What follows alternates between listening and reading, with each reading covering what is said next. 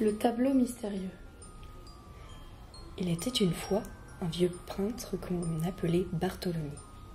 Il avait une véritable qualité pour représenter les mondes différents, étranges et sans vraiment connaître de succès.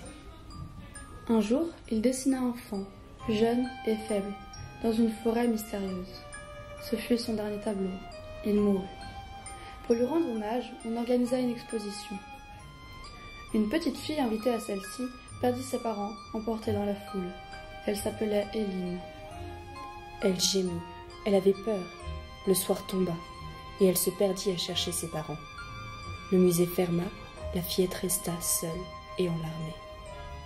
Elle leva un peu la tête, car elle entendit un bruit une lumière brillante comme la lune. Dans l'espoir de pouvoir sortir de ce labyrinthe sans fin, elle la suivit. Peu à peu, une forme se dessina. Un petit faon, tout fragile, gambadait dans les chambres du tableau. Éline s'approcha de lui. À peine eut-elle fait un pas qu'il s'enfuya. « Reviens, j'ai besoin de toi !» L'animal s'arrêta net.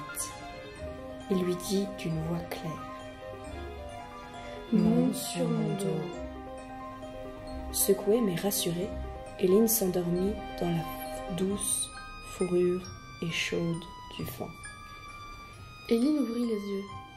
Elle observa de grands arbres se balancer. Au vent, une forêt mystérieuse se dressait devant elle. Combien de temps avait-elle dormi? Un jour? Une semaine? Un mois?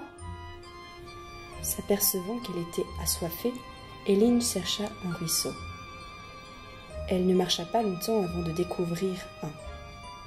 En se penchant sur l'eau, elle vit le reflet d'une splendide jeune fille aux yeux bleus azur et aux cheveux longs jusqu'à la taille.